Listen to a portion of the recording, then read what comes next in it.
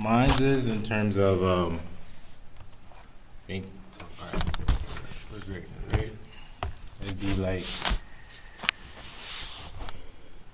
learning, exploring, and applying would be.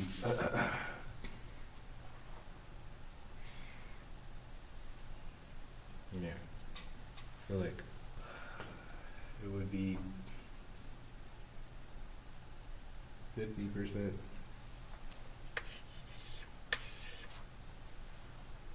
Ego would be 10, and then humility would be 40.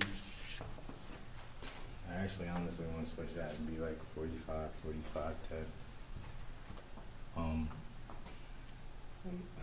So 10 stays that way, and then you just change the 50 for 45, and then the 45 would be 45.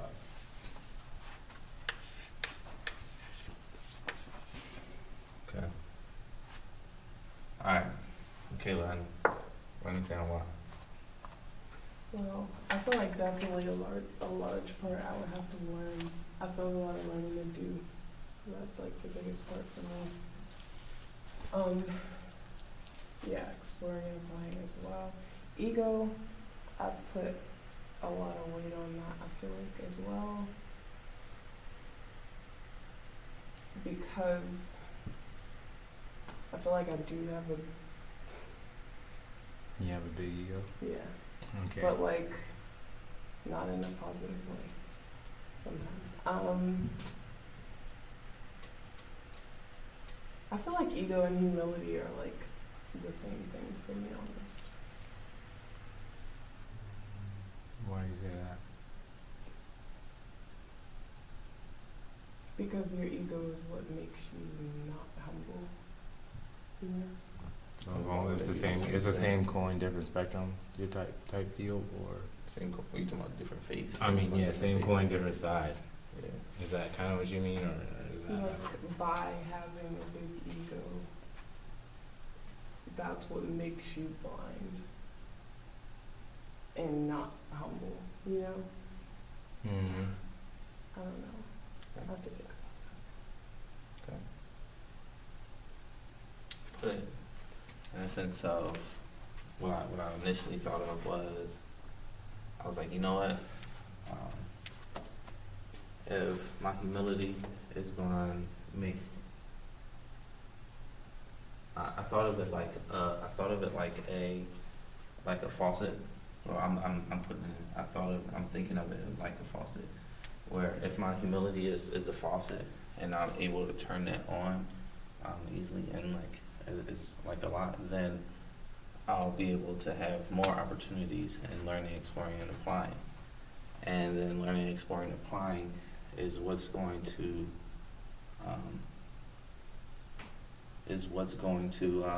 like help me achieve my greatness. And then my ego is something like I want to spend like 10% on that because I think that it's something that I want to be aware of. I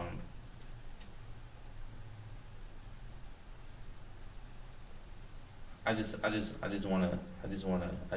to know what it is because, like I guess we can also go into describing like what these are for me. The ego for me is a part of my confidence, you know. Not knowing like what I'm confident, not knowing what I'm confident in, you know what I'm saying, or that's going to like deter me, you know what I'm saying, from I'm not going to be strong in the things that I know I can be strong in, or I'm gonna go into things thinking that I'm strong in it, you know what I'm saying, and then not be strong at all. So I think it's just like you know, let me give a good look at myself, and then let me give a good look at myself.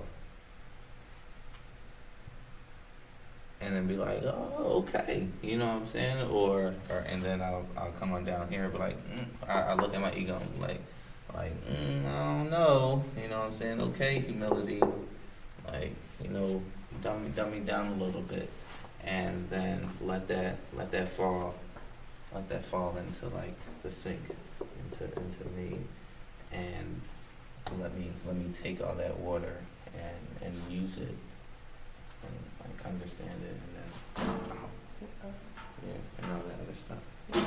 You just like got me thinking. I feel like that's why I said I have a big ego and not really in a positive way, because my ego is like my idea of who I am. Mm-hmm. So it's like I think of it kind of like holds you back, you know. It's like my reminder of who I am and where I come from, and I'm not supposed to be here, sort of thing. Okay. So like if I could not focus so much on that ego, then I feel like I would be in a better place. I understand. Yeah. Sorry. For my numbers, well, I think that, Damn. yeah, so, Mad. yeah, pretty much like learning, exploring and applying, is like really, really important. I would say that a big part of learning is actually applying as well. Yeah. But I say that humility is important because it allows you to know that you still have to keep learning, and allows you to take in new information, you know what I'm saying? But the reason why it is important to have somewhat of the ego is because that's, like I said before, you know, that's where your drive is at, and like that's where your confidence is at, and that ego is essentially, maybe it is who you are, but that ego is definitely who you want to become in some way, shape, or form, you know? I feel like part of your ego is that latent greatness, but, you know, having all of that, thinking about that, and, you know, oh yeah, I could do this, do that, is like part of the whole blindness thing. But being humble is like, this is who I am now, and I gotta learn and, you know, do different things so that I can actually really become this person, not only in my mind, but like out in the world, you know. So that's kind of like the breakdown of my numbers. Yeah. No, did I tell you about like Jesus and his disciples and like who was the greatest among them? No. Alright, so look, right. I don't, you know, I talk about, you know, the Bible, but I'm not like trying to be like, oh, Christianity. You know, Right, yeah, I know. You're Alright. not just trying to throw it out there, but. Right. Alright, so it was dope, right? You know, Jesus is supposed to be like this amazing person, right? He got his disciples with him and everything. And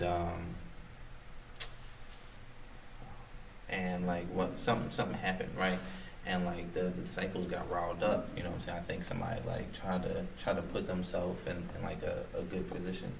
Like if I'm not mistaken, and I hope I'm not telling the story wrong, is that it was these two disciples, they brothers, and those two brothers and their mom had came up to Jesus and was like, and the mom was like, yo, Jesus, tell me that in the kingdom of heaven, one of my sons will sit on your left and one of my sons will sit on your right? And Jesus was like, I can't tell you that, you know what I'm saying? Because it's not me, you know, to decide who's going to sit next to who, right? It's my Father's. So then, like the other disciples seen that and it was like, yo, like how are they just going to try to put themselves, you know what I'm saying, in there? And then Jesus was like, and then the disciples came up to him and was like, yo, Jesus, who's going to be, you know, the greatest, like either among us or in the kingdom of heaven, right? And I think it was like amongst them. And then Jesus was like, the greatest among you is going to be the one serving you. And that it blew my mind in a sense of like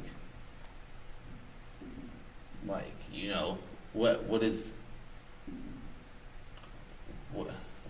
like everything that you're you know, like being better than, you know what I'm saying, trying to get above or whatever the case may be. Jesus was like, it's not really it, you know what I'm saying? Like the greatest person amongst you is going to be the one serving you. I still can't like fully wrap my mind around it. Yeah. But if God is supposed to be like, you know, the man, you know what I'm saying, is supposed to be showing you, teaching you, know everything, and he's right, or she, I don't know, right? Then like, what kind of, what is that? You know what I'm saying? Like, to be the greatest is that the greatest is going to be the most serious. I think he goes in, something that I like learned from my mentors is basically like, service, you know, Yeah. being able to like provide, you know, help people, you know, give and whatnot, because it's like, who has the skill, you know, like, you know, the master of the servant, like, the master is the master for a reason, but obviously the servant has a skill too, because he's the one that executes, in a sense, you know what I'm saying? Mm-hmm. And then, so kind of along the lines with that, I'm not saying I completely understand that, but like my understanding of so many ideology is like there's power, you know, in service and being able to do things not only for other people but also for yourself. And another thing I learned was that, all right, so the analogy goes like this, right? Like, so I just like battle or whatever. Like I didn't make it far or whatever and stuff like that. Mm-hmm. And obviously it's not because I'm not talented or anything like that, but it's just like a little disappointment in the sense that, like, you know, you have expectations but you don't get them, or like when you meet someone, things don't go your way, and you were expecting them to. Regardless of whatever happens, the one thing I can always do is, you know, work on myself. I can always get better. I can always learn other things. You know, I can always look at that situation, take something from it. You know, regardless of if it's in a battle, you know, if it's in a relationship, you know, if it's in my career, if it's in business, if it's with anything, I can always continue to work on myself, no matter what. And I think that that's a part of it. You know, you can be the greatest if you decide to like continue to work on yourself and whatnot, you know, and also provide service and help other people. Because anyone that can teach someone obviously can do it. You know what I'm saying? Something like that. At least it's something.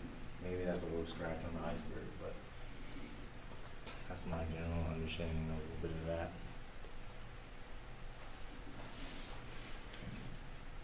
I guess providing service also is working on yourself. Yeah, sure. For sure.